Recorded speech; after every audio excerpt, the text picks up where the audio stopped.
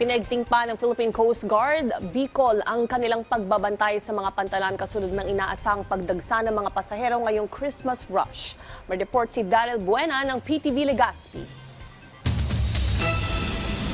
Simulang 20 ng Disyembre hanggang 4 ng Enero, mas mapagtingin pa ang pagbabantay ng mga kawani ng Philippine Coast Guard Bicol sa mga pantalan sa rehiyon. Mas papalakasin pa ang presensya ng kanilang hanay, katuwang ang iba pang ahensya.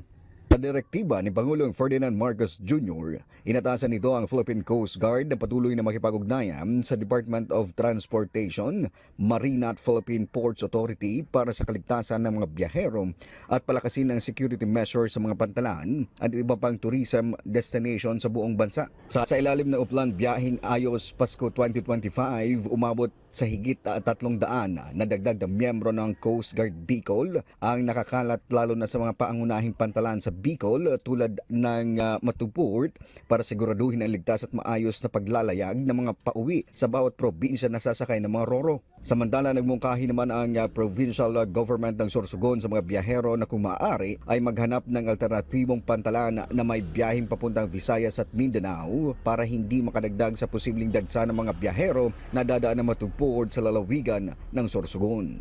Mula sa PTV Legazpi, Daryl Buena para sa Pambansang TV sa Bagong Pilipinas.